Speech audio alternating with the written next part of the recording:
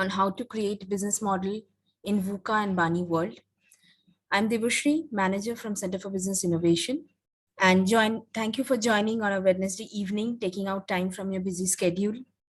And this evening, we will be understanding and dig deep into what Professor DVR Seshadri is going to take the session on. So let me just briefly go through the day's agenda. So the initial 5-10 minutes, we will be talking about, we will just pre-setting the webinar. Then we will be introducing the center and the speaker.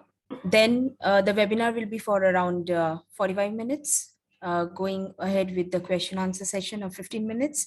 And then we will all get into a networking session where all of you will get a chance to talk to people, to introduce yourself and network more. That's the main agenda of this webinar. So this is our center. Our center is Center for Business Innovation. And I'll quickly complete the center's introduction. Proceeding that, we will take the webinar ahead. So without any further delay, let me just quickly introduce the center. We are one of the youngest as well as one of the oldest RCI, as in research center institutes at Indian School of Business, which focused on business innovation and which is largely the cause of the growth and resilience. Our focus is on innovation that happens at business level and not at the product level, which means that in supply chain, in delivery mechanism, customer relationships, or that matter at general operations. So our concept is cutting across all the segments. A lot of business are innovating, and that where our research and education is focused on. Now, let me just let you go through the research priorities we are working at the moment. Some of the focus areas we are working intensively is on GovTech, innovation, how is emerging technologies getting embedded into government projects. We are developing on innovation index. We are also looking at healthcare innovation. And in recent times on fintech, e-commerce growth as well. The revolution of auto tech is also one of our research center focus. Another big is ESG. In a snapshot, what are we focusing on currently? These are the verticals we are focusing on currently. The last 15 minutes will be the Q&A session, and we'll appreciate you all to put up your questions during the webinar in the chat box, and Professor will address the Q&A during the Q&A session. Further, the last 15-20 minutes we have kept for networking. So let me brief you on the same. Specific number of participants will be in different breakout rooms to network, and each one of you will have the liberty to change the breakout rooms the moment your networking gets over. So the networking will be in the last 15-20 minutes. I'll not take any more time further. I'll hand over the evening to Prof. DVR Seshadri. Professor, you can take it on from here. Thank you. So friends, a very warm welcome to you all. Are you able to hear me? Yes, loud and clear. Okay, so the topic for the day is creating a business model in a VUCA world. And of course, this word VUCA is familiar to some of you, but maybe new to some of you. So I'd just like to walk you through that. Then we'll look at what is typically understood as a business model. And there are many, many lenses by which we can put on the business model. And finally, we'll say, how does the business model get changed or tweaked in a VUCA world? Of course, there are many other words that have come up, like VUCA and then BANI and several other words. So we'll just take a look at some of them to understand what they mean. And obviously, a lot of things have happened.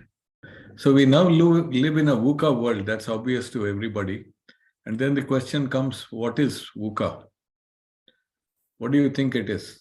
Maybe on the chat box, some of you who are familiar with it can write it down for the benefit of all. Somebody who is familiar with it, if you can just type out on the chat box and broadcast to all, that'll be good.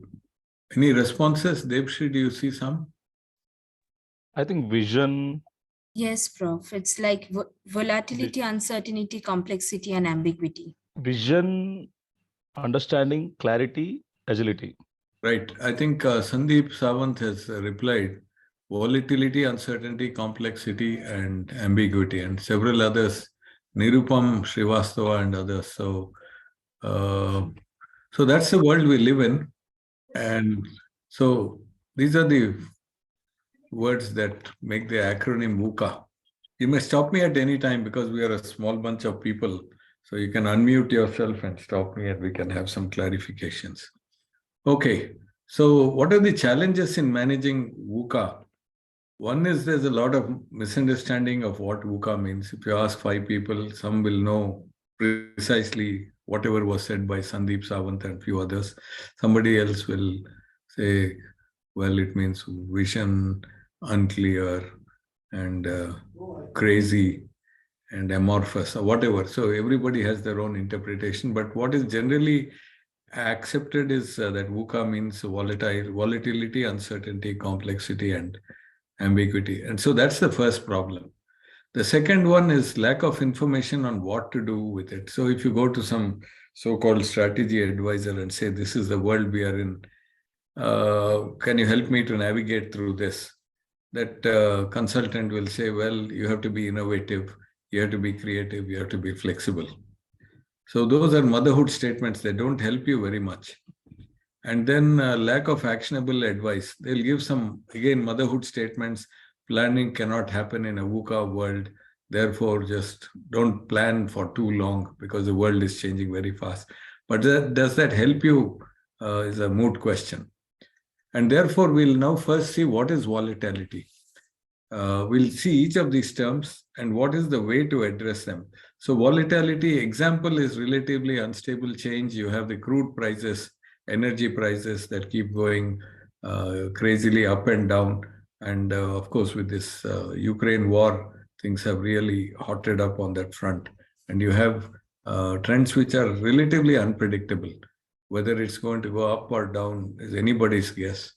And so this is true for gas, liquid fuels, energy, electricity, and so on. So what's the way to do this? The organization needs to have agility. In the absence of agility, if the organization is very rigid, it is unlikely that they can make any success or survive in a VUCA world. So question is, how do you be agile? How do you create an agile organization? This is a big challenge. The next one is uncertainty. Lack of knowledge on whether an event will have meaningful ramifications. So when the Ukraine-Russia war started about a year back, many of us sitting in India thought, "Hame kya lene dene ka? It's so far away, it's not going to really affect us." But as the events transpired, we see that it's hitting us very, very, very badly. It has hit our equation with the developed world because countries like US and even European Union have accused India of being fueling the war by siding with Russia, buying oil from them, and so on. And Ukraine has accused India of saying that you have been siding with our enemy, and so we'll deny you of important commodities like, I think, sunflower seeds and so on, which are so useful and important for our edible oil industry. So when it started, we had no clue that it's going to hit us in any meaningful way. Somebody thought it'll be over in 2 weeks. Somebody thought Russia is so powerful, so they will carpet bomb Ukraine and it'll be all done and signed and sealed within 2 weeks. Somebody else said it may take 3 months, but nobody expected that it's going to be dragging on for a year. But this is the uncertainty part. And how do you address it? Address it with a lot of insightful information. So you need to continuously keep track of whatever is happening that is relevant to you and have information and convert it into insight. So this is an important quality that the organization needs to have. The next one is complexity. Many interconnected parts forming an elaborate network. That's the complexity aspect. And how do you address it? By not by having not silos in the organization, but address it by restructuring the internal company and making sure that there are a lot of interconnections between them, because whatever is happening in the market has to be fed to the operations or to the R&D or whatever. So if you have typical functional silos, the organization will not be able to handle the complexity. And so how do you create very deep connections across functions, across people in the organization, and then incentivize them to get out of their silos? And for example, a person in operations steps out of his comfort zone and spends a day or two in with the marketing and sales people, or an R&D guy going and spending time with the customers along with the salesperson. This is generally not seen in organizations today, but some great organizations, including some of the exemplar organizations within the Tata Group, do this. Of course, they do it in a sophisticated way. Senior people are rotated. So you will see somebody who is sort of earned his stripes in sales and marketing, and one fine day he'll be put as chief financial officer. And one will scratch his head and say, how can somebody who is in sales and marketing be the CFO of the company or a division of the company? And then after 3 years, he'll be put into integrating some acquired companies. And after 3 more years, he'll come into HR. And then after some more time, he'll go and head the operations. So that creates a tremendous network of people. And when those interlinkages happen at the top, because people are moving around functions, then it's also going to happen between the departments. So this is something which is a rarity, because generally people say, how can a guy who is chief of marketing and sales go and sit in a CFO function? Of course, temporarily there might be a dip, but then many of these organizations have robust processes, and somebody who's reached a senior position in one function will be smart enough to pick up the threads very quickly. So while there may be a temporary dip, overall the organization benefits through this shuffling of people at the top, and even why not in the middle level of the organization and so on. So you cannot address complexity if you have people who are burrowed in their own silos and functions and are very, very dramatically wedded to their function at the cost of the well-being of the whole company. And the last one is ambiguity, lack of knowledge of the basic rules of the game. When COVID started, the whole world went into a tizzy, and then suddenly work from home. And then there were people who were, learning was done from home, meetings were conducted through technology and so on. So it was not clear what are the basic rules of the game. And some people slackened off once they were at home. And we had a lot of cartoons of people doing household work, mopping the floor, and then still logging into Zoom calls. As a faculty also, I've had to go through a lot of learning on how to get people to pay attention.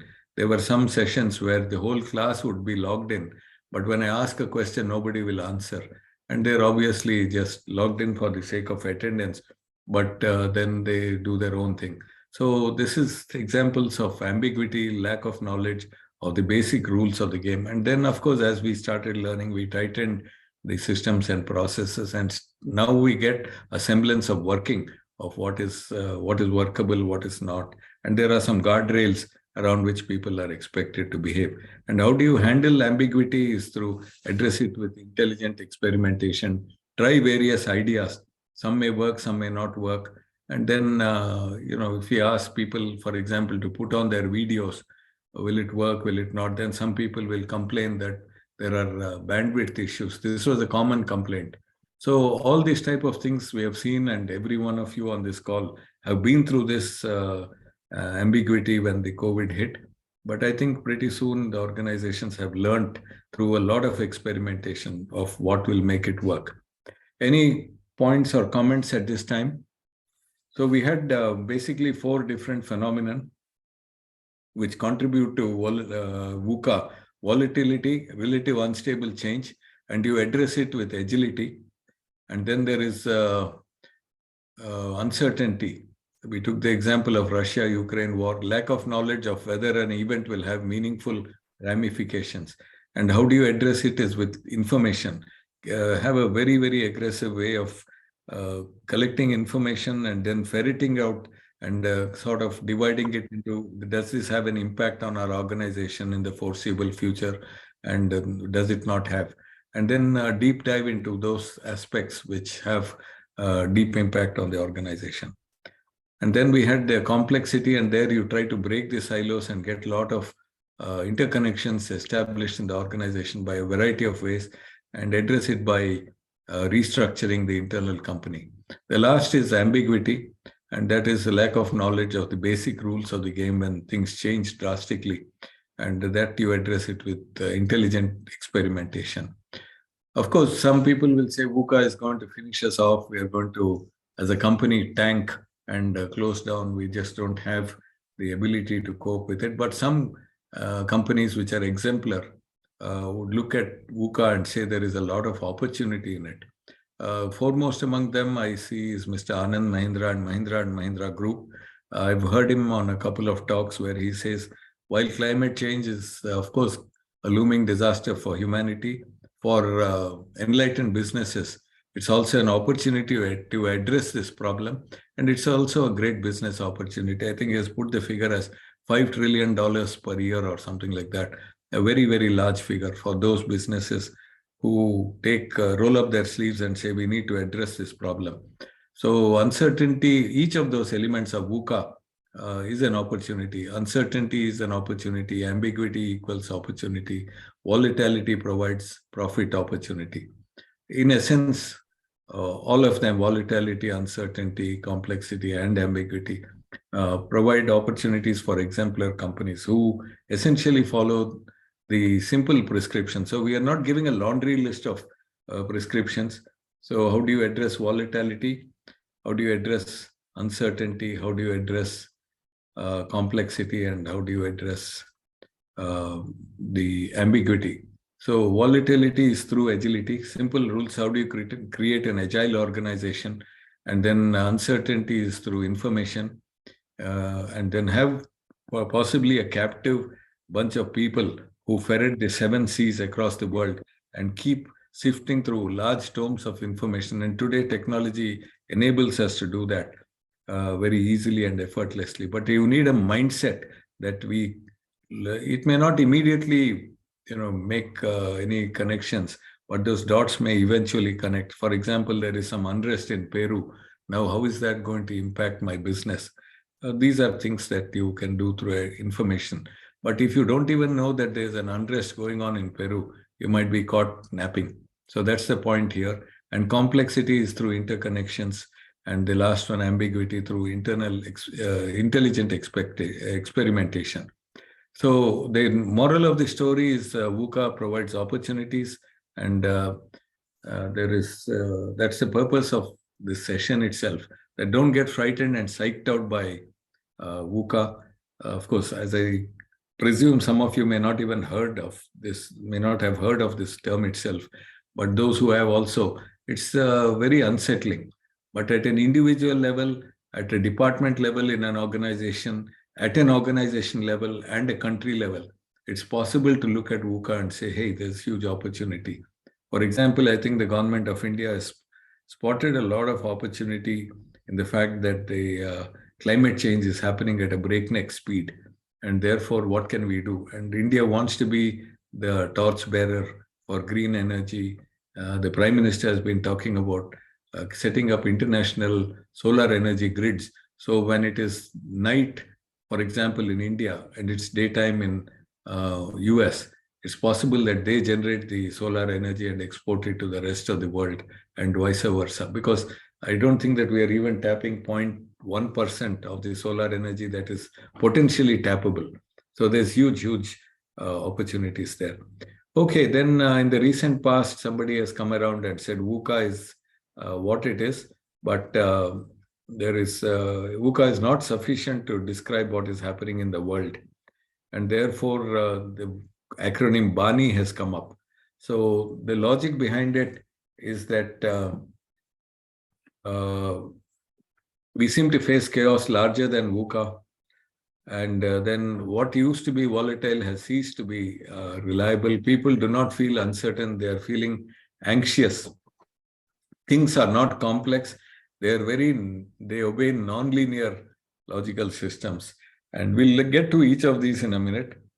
And then whatever is the world that we are seeing appears to be incomprehensible today. So based on this, a new acronym called BANI has come up. BANI, B is brittle, A is anxious.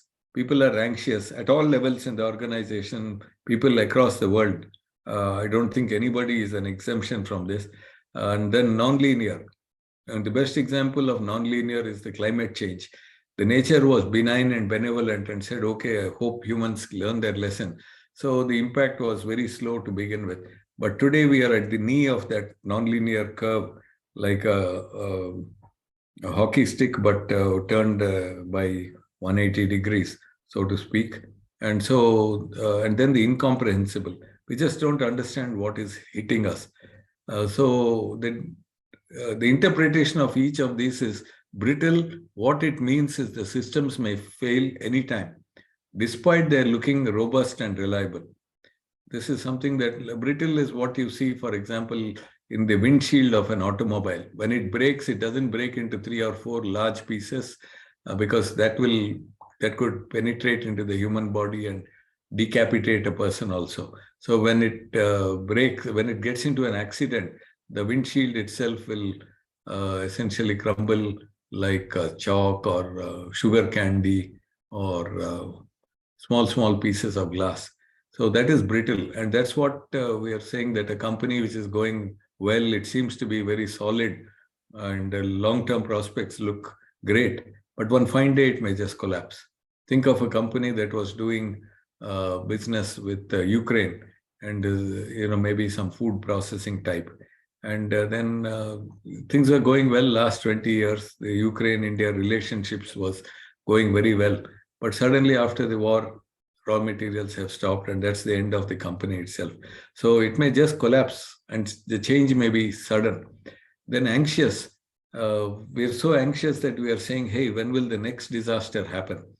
So we're constantly chasing disaster. We're constantly hooked up to our news medias and so on and saying, okay, things have been very bad, and now I'm just anticipating when the next tsunami will hit my organization.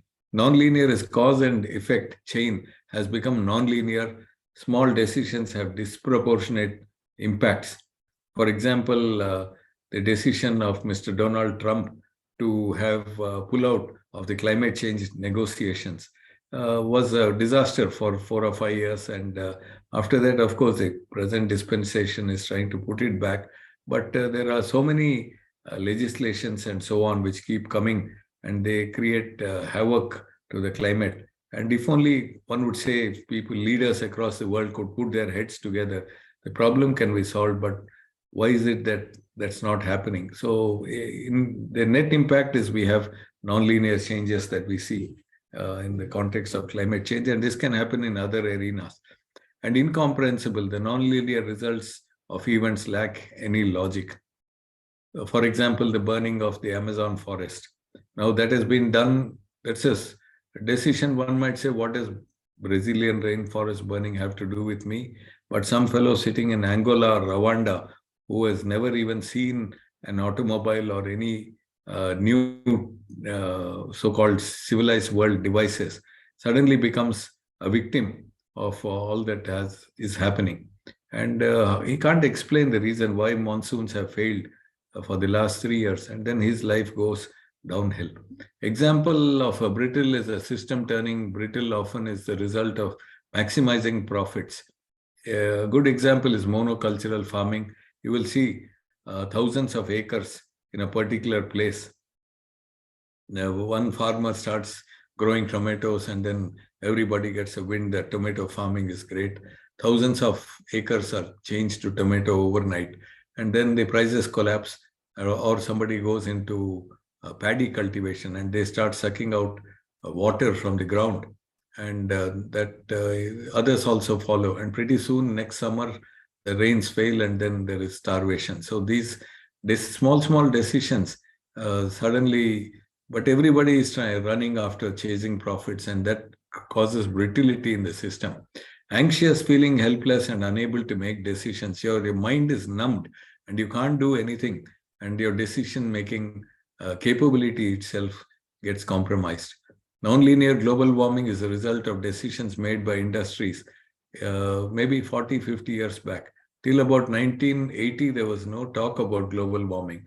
But perhaps the seeds were already laid at the time of industrial revolution, of the time of running after oil and so on. At that time, nobody had the foresight to say that this is going to really, when the whole world starts moving into an oil economy, things will hit us so bad. The last one is incomprehensible.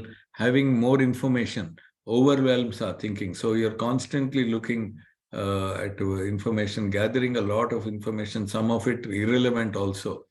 And then it sort of overwhelms us, and we pretty soon give up, and then say, go to the other extreme and say, there's no point, and just stop even gathering relevant information. So then the effect, brittle, disastrous failure occurring in one country may cause ripple effect all over the planet. All systems are interwoven, and they do not have fail-safe systems.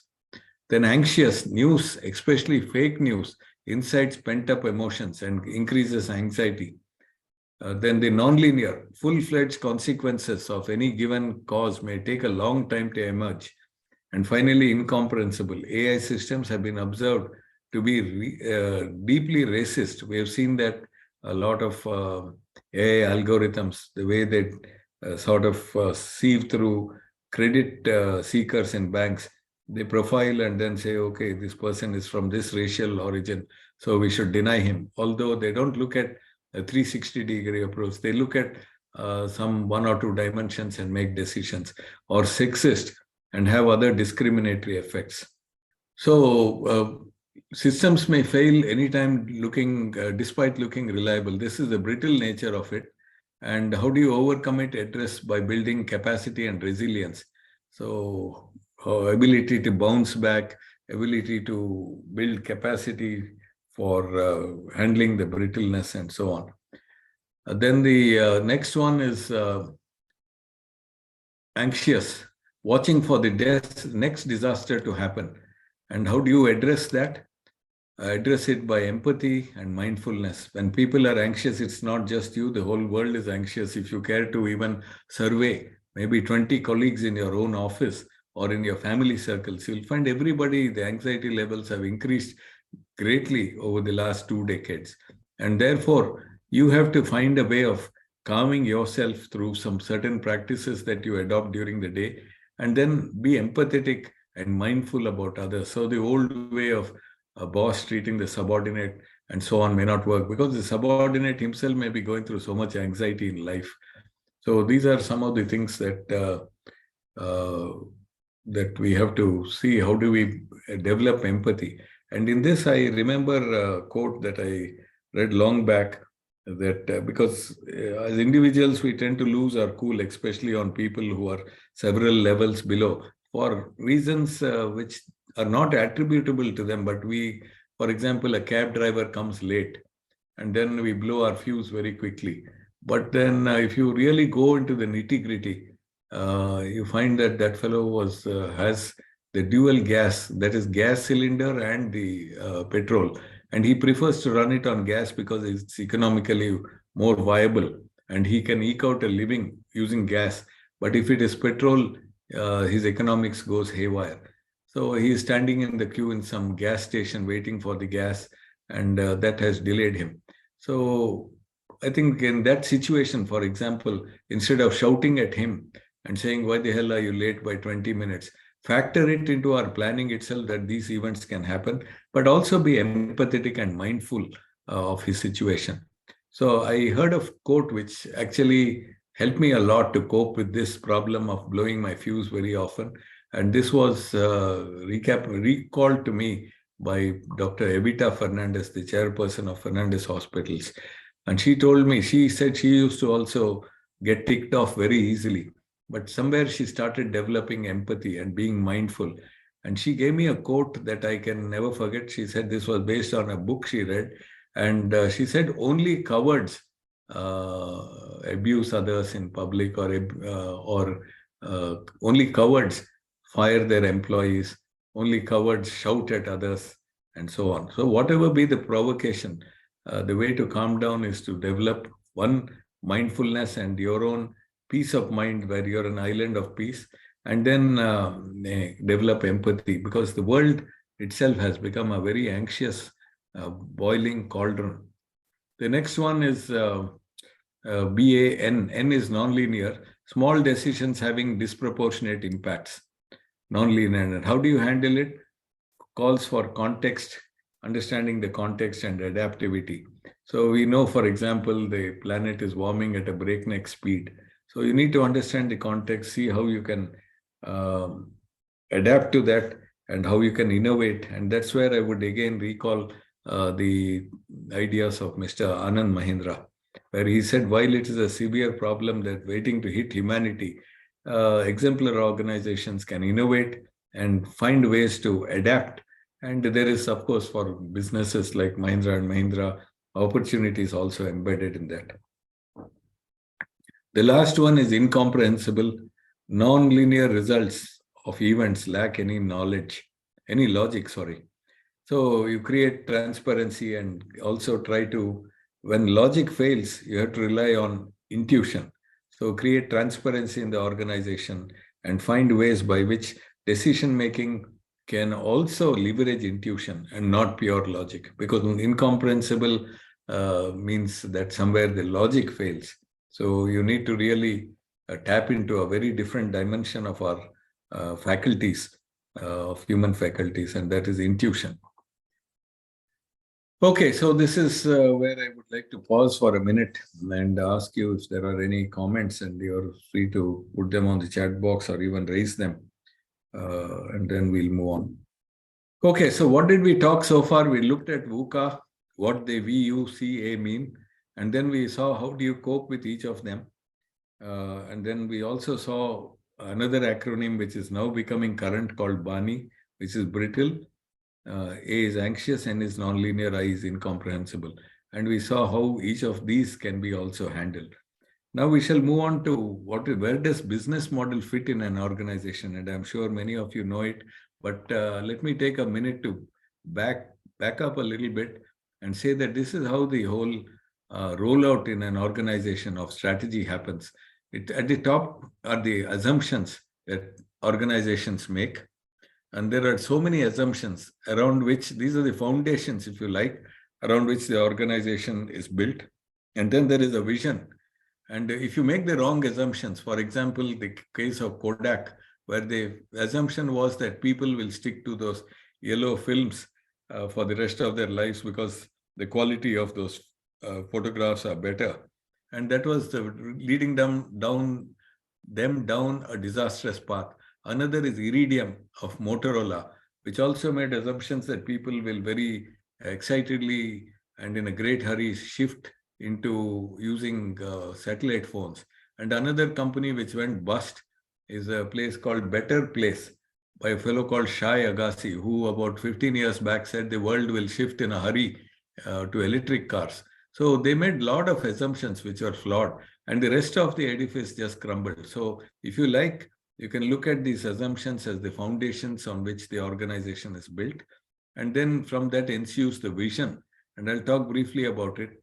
And then we'll look at business model. And that is the topic for today. What is the business model and how does the VUCA BANI world impact the business model? And from there, it flows down into strategy formulation. And then you need to translate it into different parts of the organization. What are they supposed to do? Communicate it widely across the organization to those to whom it's relevant, and implement the strategy through strategic initiatives. Typically, a large organization will have 3 or 4 strategic initiatives, and those translate into individual initiatives through KPIs, key performance indicators or key result areas. And then the accumulation of thousands of people working in unison on their respective KPIs or KRAs results in strategic results, which essentially for any organization culminate in satisfied customers, satisfied employees, then satisfied suppliers and partners, happy society at large, and happy shareholders. But the mistake that is made is putting this profitability and shareholders ahead of others. So I think this is a decent sequence in which one has to look at it. How do you make customers happy, employees happy, suppliers, partners? And then if there is a pecking order, but one might argue that they're all also at the same level, whichever way you look at it, but don't lose sight of the fact that there are so many stakeholders who have to be happy before you can see financial results. So this is the strategy drill down, starting from assumptions through vision and then business model and the rest of it in the realm of strategy. Okay, so what is this assumptions? The best place to visit for assumptions, and those who are interested in this part of the discussion, I would encourage you to look at an article called Theory of Business by Peter Drucker. It is an evergreen article. This was the last article he wrote before he died. And he examined hundreds of organizations and found that many of them were once glorious and successful, but one fine day they just collapsed and died like the dinosaur. So what happened when he started looking deeper into it? So company which is successful for 30 years, 40 years, overnight it just collapsed. And when he went deep into those hundreds of organizations which collapsed after a long stint of success, he found that one of the problems among many is that their assumptions were flawed. The assumptions no longer matched reality. Maybe at the time of their founding or maybe a decade ago, the assumptions on which the organization rested were in sync with the emerging reality. But over a period of time, these two diverged, and the assumptions were in a different direction, and the reality was heading in a different direction. And he came up with this idea that the assumptions can be categorized into three parts. One is a big bucket, which is about assumptions about the environment. Then assumptions about the mission and purpose of your company. That can also be flawed. To give you an example, the purpose of Disney World is to make people happy. But that is based on the assumption that people want to be happy. If people say we are happy being miserable, then the whole purpose of Disneyland is evaporates. So that is why it is very important to be clear that the assumptions you make about the purpose of the organization are also accurate. And then you're also making assumptions about core competencies that are needed to accomplish the mission. So I think this is a very simple and nice and elegant way of looking at it. You make assumptions in three major buckets, the big one being environment, and the environment itself has so many aspects about it. Then you're making assumptions about the purpose, and then finally you're making assumptions about the competencies required to accomplish the purpose. So if this is clear, we'll just move on. On the assumptions about the environment, you're making, of course, assumptions about society and its structure, competitors, market and customers, technology. Why do people pay for our company? Why do customers congregate to our company? And of course, the environment, which is regulation and so many other things that come in the broad basket of environment. So this is the assumption set number one. The next one is assumptions about the purpose. What is the specific mission of your company? What do you call as meaningful results? Envisage yourself itself as making a difference in the economy and society. So what is it that makes your company feel that it's making a difference to the economy and the society? Factors that shape our behavior in the organization. So accordingly, you mold the behavior in the organization to deliver on what you think are meaningful results. And then right thing to do and not do in the organization. Every organization has some clarity on what are the right things to do and what are the things not to do in the organization. And so, for example, in educational institutes of high standing like ISB, the right thing to do is aggressively migrate into the internet-based learning. And the thing that is not the right thing to do is to just pretend like an ostrich that the internet is not going to affect us. Another right thing to do is to be very, very research focused. And you will notice that ISB has a laser-like focus on it. Not the right thing to do is to just say that research is unimportant. So these are the things. So whatever is your purpose, that has to be aligned to how the organization signals to its key employees what are the things they ought to do and what are the things they ought not to do. So specific mission of the company translating into what are meaningful results and how do you make a difference to the society and the economy. In fact, that has to be tied tightly to the factors that shape the behavior of the organization. And then that finally translates into signaling what are right and inappropriate things to do in the organization. The last one is assumptions about the core competencies. What are our strengths and weaknesses? What must we excel in to maintain leadership? What are the core competencies needed to accomplish its mission? So every organization did not have so many core competencies that it makes it very confusing. Instead, what are the 2 or 3 or 1 core competency it must be damn good at? And many other things can be done through partners, through outsourcing and so on. Many times organizations fail to address this and they chase the blue rainbow saying we have to be good at 100 different things. And in today's world of VUCA and BANI, I think by now it's clear you cannot have agility if you are such a gigantic organization doing everything by yourself. So an example, good example of this is Philips. And Philips, if you have noticed in India, they used to have massive factories for their consumer entertainment, electronics, and so on. Remember 4 decades, 5 decades back as a kid, when we passed from Chennai, where I was living, to Pune, there used to be a huge factory of Philips running for maybe half a kilometer, just the monolithic building. But now you don't see any of that. They have outsourced everything, and they say our core competency is R&D and marketing. That's it. Everything else is outsourced, including manufacturing. So they're very clear what they should be damn good at and what they need. They can get it done by others. So this is the third set of assumptions. Going back to this very important diagram, what are our assumptions about the environment? What are our assumptions about the mission of the company? And what are the assumptions about core competencies needed to accomplish our purpose? So the question to ask is, the assumptions that we make, do they fit the current reality? They might have fitted the reality maybe 5 years back, 10 years back. But in a VUCA world, the reality keeps changing at a very unpredictable manner. And those assumptions may no longer fit. And this could be a major reason why companies go into distress. So if they fit, if the assumptions fit the reality, you need to ask, why do they fit? If not, why do they not fit? And what should you do? You can't change the reality, so you can change the assumptions. And you need to change the assumptions. So assumption monitoring, assumption testing, assumption changing is all very, very important to cope with in a VUCA world. And maybe in the past, you could do it once in a year or once in 2 years. Maybe before liberalization in India, you could do it once in 10 years also. But today you have to do it almost in real time because the events are happening at such a frenetic pace.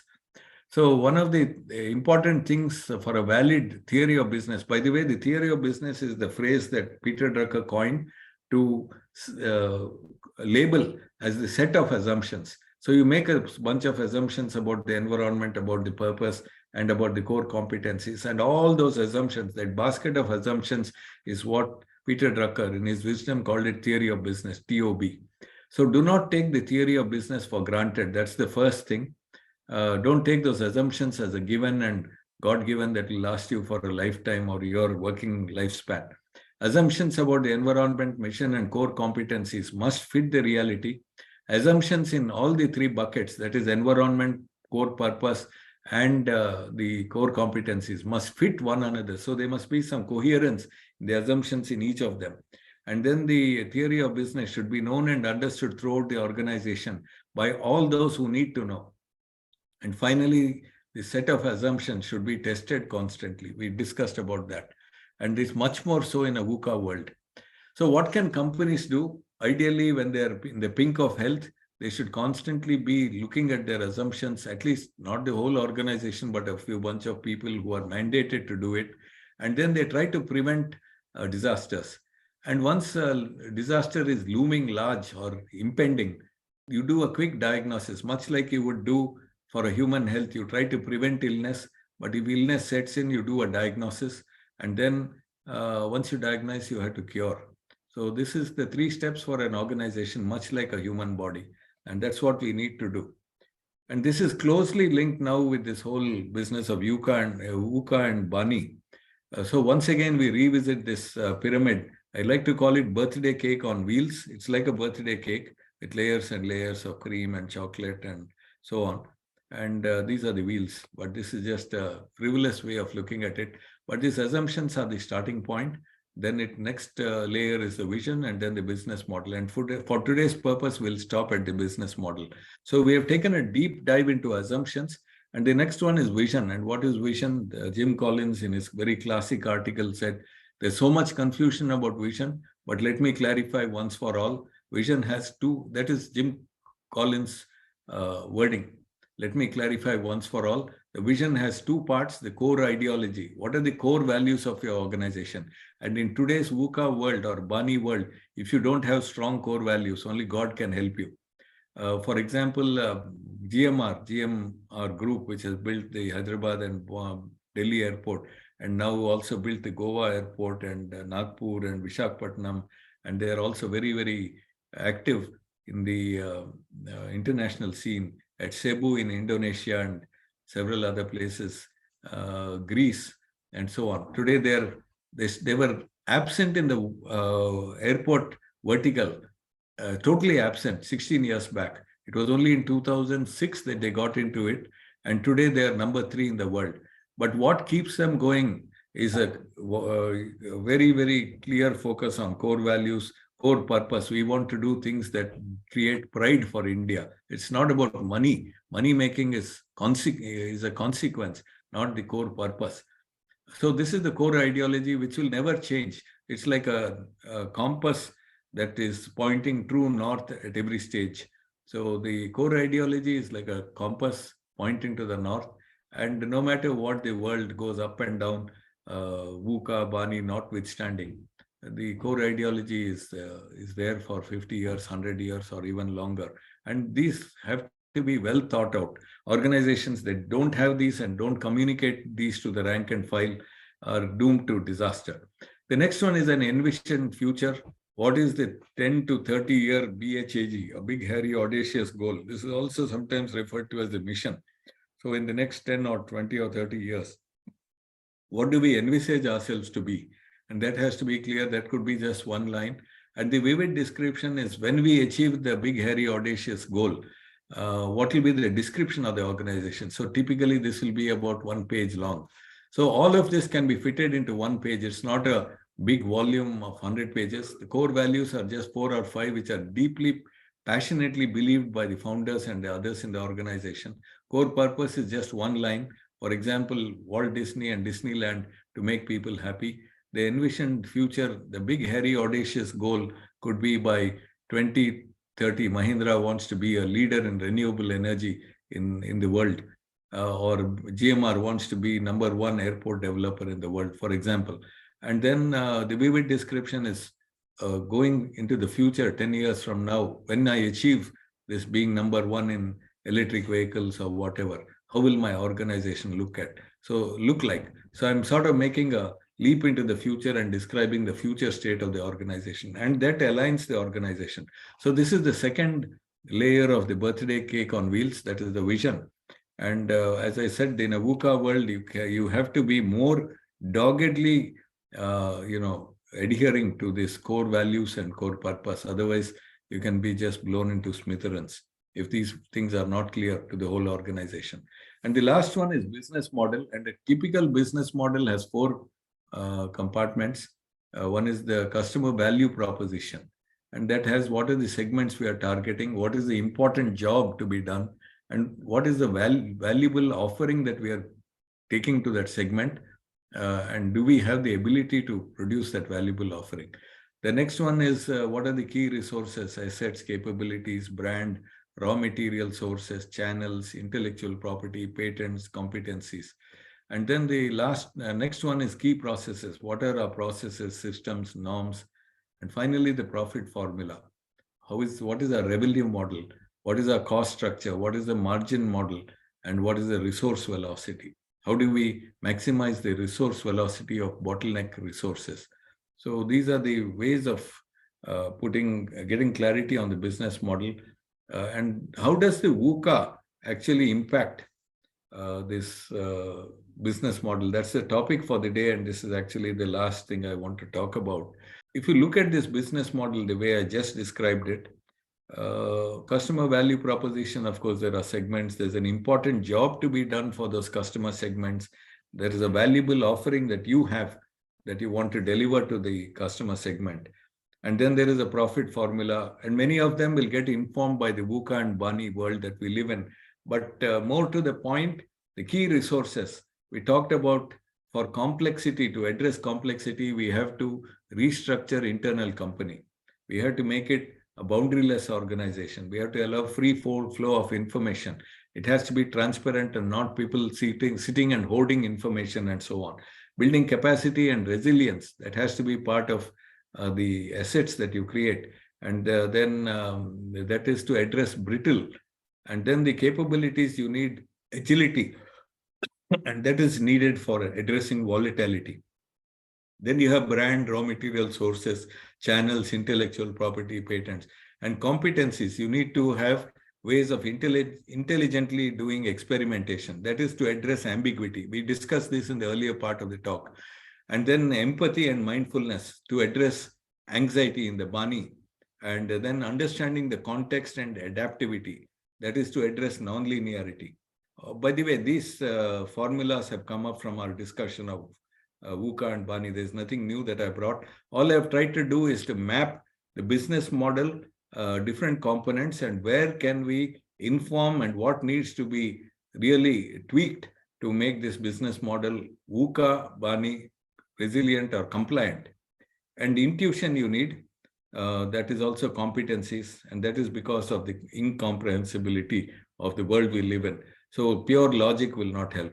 So this is where I'd like to stop, friends. So there's a lot of new competencies required, and those have to be fed into the business model and in different parts that are relevant. For processes, you need free flow of information, that is to address uncertainty. Transparency is needed because there is incomprehensibility of the world we live in. So if you're opaque and if each manager or each department is sitting and hoarding information, how do you address the incomprehensibility part? Incomprehensible means I don't understand it. But if 10 of us in the organization each have a part of the puzzle, and if there is transparency, we can share and come up with something which will give us a better information, informed view of what's happening. So, Debashri, I'm done with the presentation. I think we're almost on time, about 2 minutes delayed. So over to you. Thank you, Professor. Thank you for this lovely, insightful session. We do have a couple of questions which are flowing in from our participants. So this is Mr. Nirupam Srivastava. He has dropped a question. In this business model framework, more suitable for an established big businesses, or is it suitable for startup as well? Mr. Srivastava, I would think that this business model is applicable for any type of organization, including, be a bit aghast, but even with non-profit organizations, even with quasi-government organizations, because this is a very robust framework. And like I said, that Jim Collins said, hey, this is my last word on what is vision. On business model, there is a very good article, Reinventing Your Business Model. If you like, you can note down the name and look at it in the Harvard Business Review. I think it's by Christensen and 3 others. So I'm sure you can easily locate it by just the name, Reinventing Your Business Model. So this is true even for startups. Of course, in the startup, your assumptions may constantly be tweaked at a more higher frequency because you're trying to get your feet wet and understand the relevance of your startup. Your vision may also undergo change once, and especially that core ideology may undergo change in the initial years at a more higher frequency than an established organization like Tata Steel or somebody. And then your business model also may undergo frequent changes. You try something, you try a segment, you say it's not working, let me try some other segment. But broadly, the concept is still very valid, is what I would think, having worked with dozens of organizations. And of course, in the case of NGOs, we may not put profit formula, but surplus formula, because even NGOs have to generate surplus. It's a different matter. They don't have shareholders and they can't pull the profits out, but they reinvest it for growing the footprint of what they seek to do. So this is, I think, cuts across all types of organizations. And I have not seen a better rendition. Of course, there are more sophisticated versions, which are, in the interest of time, I did not do it. But for those who are interested, it's a little bit more sophisticated. It's by a book called Leading the Revolution by Leading the Revolution by Gary Hamel. And he has a full chapter on business models, chapter 3, Leading the Revolution, Gary Hamel. But for a starter, this is a very, very robust framework. I hope I've answered your question. Yeah, another question which is flown in is, entrepreneurship does not have any kind of formula, but can the solution to VUCA be the building block of successful businesses? This has been asked by Mr. Kartikeya Kolu. Yeah, Kartikeya, I believe that entrepreneurship, of course, there's a classic question, is it, are entrepreneurs born or made and so on? But we'll stay out of that discussion, that's for another day. But having sort of looked at these business models and VUCA, I think that the formula that I have put here is quite robust. And if you're able to design these elements into your organization, chances are you can better cope with a VUCA world or a BANI world. By the way, there are other acronyms that have come up. One is called RAPT, one is called TUNA. So different scholars have tried to give different names to this. And you might even Google them. There are some expansions like this. TUNA, TUNA is one, RAPT is another, and so on. But I think VUCA and BANI are good enough for our discussion. So since I've tried to marry these two frameworks, VUCA and BANI, and that's where we brought in brittle at some places, complexity, volatility, ambiguity, and so on, uncertainty. All the four plus four, 8 are embedded in this. So I think this is, if you're able to design your organization, whether it is small startup or a mega organization, to bring these competencies, capabilities, and then assets and processes, that's where the main tweaking happens. And obviously, they will flow into other aspects. For example, they'll flow into your intellectual property rights, they'll flow into your revenue models, and so on. So it'll also flow into the offering that you are coming up with, because in a VUCA world, you may have to be much more sensitive to innovating on your offering and not sit on your past laurels. So these stuff shown in blue will inform other aspects of the business model where we have not specifically flagged any connect between what we discussed in the VUCA BANI and how to cope with it. Like, for example, segment, we have not shown it. Anything. But then, as I said, for example, restructuring internal company, if you make it a boundaryless organization, you may discover that the segment that you are chasing is really inappropriate as the events unfold, and you may have to target another segment. So yeah, this is as good as it can get started, and obviously after that you have to continue to learn and innovate. But this session, I treat it more as a primer to understand these phenomena and say, what can I do as a leader, as a manager in my organization or department? Okay, so continuing to that, Mr. Sandeep has raised a question: how to establish these assumptions while formulating vision and strategy? Yeah, so this assumptions is something which, is where a team of people who are very, very knowledgeable about the industry sit around, ask what are our assumptions that we are making and are they still relevant, and have some aggressive way of tracking the emerging reality and then seeing that is the reality and the assumptions. Unfortunately, the management makes what is called unconscious assumptions. That is, it's in the minds of 3 or 4 people in the top, and they're unconscious of it. Then the second fatal flaw of organizations and leaders is management makes conscious assumptions, but they fail to write it down. They fail to articulate it on paper.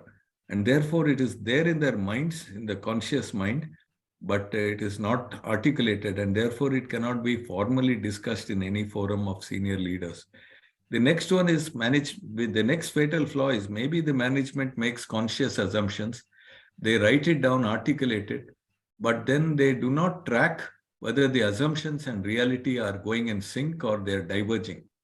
And a lot of fatalities in corporations, organizations of different sizes can be attributed, according to Peter Drucker, that there is a divergence happening. Maybe that the two were matching for a few years and then they started diverging. And that could be, the source could be from VUCA, BANI, or whatever else it is. So the world keeps changing at a relentless pace, and the pace of change is much more now than 20 years back when Peter Drucker wrote the article. So I would think it's far more important now.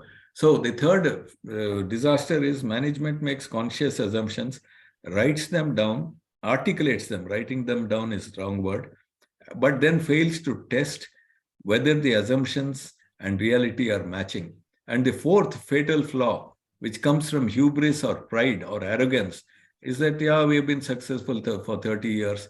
So I realize that the assumptions I've written down, I've made conscious assumptions, I've articulated it, but then somewhere I've also tested whether the assumptions and reality are fitting, and I find a divergence. but then I do nothing about it. I take a stiff peg of water, whiskey, and pretend that nothing will happen, like an ostrich.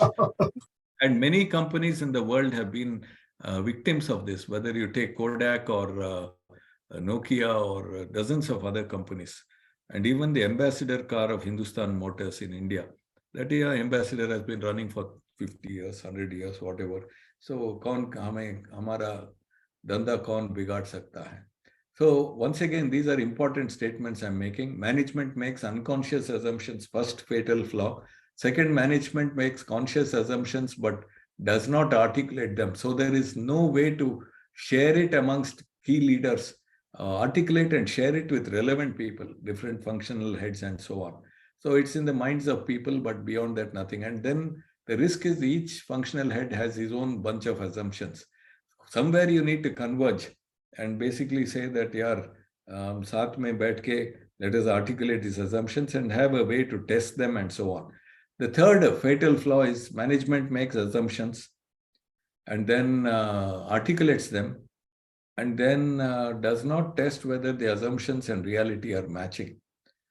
And that is the third flaw. And the fourth one is you've done all the right things. You've made conscious assumptions, articulated them, shared it with others, and then you have tested whether the assumptions and reality are matching.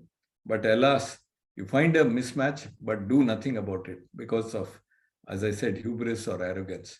So I think that assumptions is central.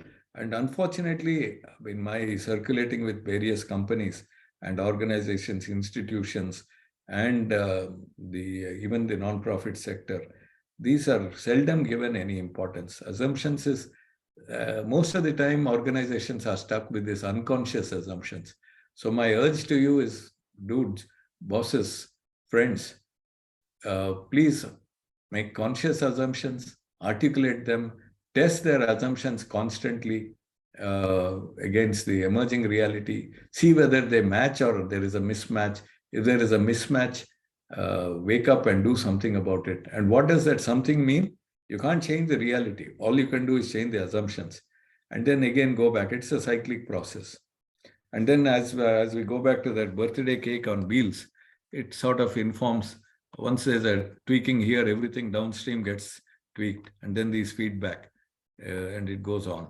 And in a VUCA world, your focus on each of these has to be much more in real time than ever before. I hope I've addressed this question, my friend. Yes, Professor, thanks a lot. Okay, there are so Prof, there are last two questions for the evening. So the one which Mr. Michael Belai has indicated is he works in aerospace sector, and given your insight, which is into VUCA, how would you advise a CEO to launch a new program, either a new plane or a new engine, that takes 10 years to develop and another 7 to 10 years to generate an attractive return of investment? I think that's a question that is slightly outside my comfort zone, I must confess. Okay. But I can ideate with you. But basically, because I'm not an expert on aerospace, but I can tell you one thing, there are a lot of things that are happening in aerospace.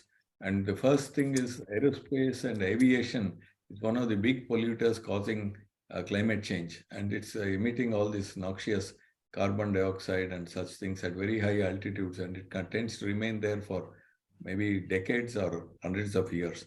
So one of the big demand on the aviation industry is how do you come up with low carbon footprint engines. And this, I think, is essentially one of the biggest asks. And as you said, there is nobody who has any answer. And the only way to do it is through extensive collaboration, some of the stuff that, open innovation systems, like what the pharma industry does, because they're finding their R&D costs are going haywire. So what do the pharma industry do? They say, okay, we open it up to the whole world. Anybody can contribute. You track what are the ideas coming and then incentivize. In aerospace, I realize it's far more complicated and cannot be trivialized. Not that pharma can be trivialized, but in the open innovation also, you open the gates only to those who can contribute, who are domain experts in their respective fields and so on. But more importantly, also, can you have extensive networks that together you probably create a network vision, not just your company vision, but a network vision for all the compatible partners. You choose the partners carefully who have complementary skills, and then you create a vision for them. Of course, you have a vision for your company, and the same birthday cake on wheels can be sort of extrapolated to the whole network. Maybe the network has 15 or 20 players, and there are no bidding rituals because there's tremendous trust and relationships already established. And then you work on long-term projects, 10 years, as you said, and then another 7 years to get approvals from DGCA or Federal Aviation Authority or whoever it is. And then see how so you come up with dozens of ideas on, maybe take a few strategic initiatives. You can't boil the ocean, right? So you just take 2 or 3 strategic initiatives that are make or break for the aviation industry for the next 20 years, and then work on them in a network-based model, or if it can be slightly opened up, open innovation model. But because these are very capital intensive and very, very demanding and very domain specific, it makes sense to have a partnering model with organizations which are dadas in their respective spheres. I hope this broadly addresses you. But I would say that you need a network vision also, not just a company vision. Thank you, Professor. I think this is the last question for the evening. Is exponential technological development is a significant factor that influencing business environment and leading to VUCA, BANI, and more? If that is the case, can we agree that companies with strong technology management might cope with this changing environment? I would beg to differ from that. I don't know who asked this question. Okay, this has been asked by Mr. Pradeep Kumar Chukanan. Pradeep ji, my take on this is technology is one of the contributors to this VUCA BANI environment we find ourselves in, or the ecosystem we find ourselves in. But this VUCA BANI can come from any source. For example, it can be socio-political, it can be a political uprising, it can be climate change, it can be events happening in Pakistan in front of our eyes, which might create a lot of stress on India. It can be the burst of COVID, stuff that is happening in China as we speak. So it can come from anywhere, and that can really mess up, a smooth path that we are going, planning for ourselves. So technology is one of the triggers, but there might be 50 other triggers. And therefore, that's why I insisted that we need to have our information gathering very, very strong. That is for the complexity. I think I would have linked up information. I hope that is correct. But where complexity, where is it coming? I have to go back to several slides, but let me, incomprehensible, this is the BANI part. Yeah, address it by restructuring the company, which is the one for information, ambiguity, intelligent experimentation. Somewhere I did say that you need to gather a lot more information. Okay, wherever it is. So anyway, the point is that it's not enough to just think that technology is, of course, a major contributor, but that's really one part. Maybe if I have to assign some weightage, maybe it is 30% and the biggest gorilla, but there are other gorillas in the room also, which are smaller. Have I answered it to some extent, young man? Yes, sir. So where was that information? It was in uncertainty, Professor. Okay, I'm glad you trapped it, but I'm just trying to see where did I... Uncertainty, I address it with information. Thank you very much. Yeah, so this is an example where who in their right mind would have thought that firstly this event will happen, but if you're gathering information, you would have found that Russia has been already doing something with Crimea, and then they're having their eye on Donbass and some other unpronounceable names. So if you are clued into it, you can know that the flashpoint will happen.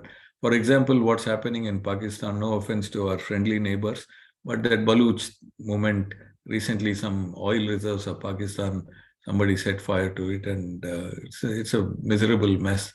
And there is tremendous widespread discontent, and there's a lot of anger against the army. So all that will also have an impact on Indian businesses because, and also, for example, there is a feeling that Bangladesh large parts will get submerged. And those people will have nowhere to go but cross the border and come into India. And that will create its own socio-political dynamics, which if I'm a business operating anywhere in India, it can seriously hit me. So that is what it is. So I think information is the key, and you need to have your tentacles unlike before. You need to really, as I said, boil the 7 C's and figure out which events are relevant to you, which ones are not, and go more deep dive into the relevant parts. Okay, Devshri, I think if I'm 7 minutes delayed, sorry for that, friends. No problem, Prof. It was absolutely delightful to hear from you. And I think the entire participants have enjoyed and they have got their answers of their respective questions. So, Prof, from here, we will be moving to our networking room, the breakout rooms where we will be networking. And thank you once again, Professor from Center for Business Innovation, to Wonderful. give us I loved the opportunity, but I only regret that I'm not able to see the faces of the participants. Yes, I was about to say that if you can, all of you can just open your videos, that would have been lovely. But somebody may say bandwidth issues. That's a normal thing, I think. Thank you, Professor. I mean, yeah, it's a major challenge with the bandwidth as an excuse. So there is no remedy for it, right? And Yes. sometimes this same excuse is used even by leaders. So it's a convenience of the technology, I guess. But thank you. Convenience is I can wear my lungi and just put on one coat and tie and attend a board meeting. Oh yeah. I mean, yeah, but the benefit of remote working, which means reduction in travel time, also means it needs a little bit of extra commitment from I think individuals. It's a give and take. Right. So yeah, thank you for the session. Okay, wonderful. Thank you. I'm very happy to see one foreign friend, Allah. Welcome, sir. Salam alaikum. Yeah, alaikum salam. I'm Allah. Actually, I've done the GMP first course, the GMP one. So was there. So thank you very much. It was a good presentation. I like it very much. So I'm speaking from Jordan now, by the way. So wonderful to have you. So until next time, sayonara to everybody. Thank you, Professor.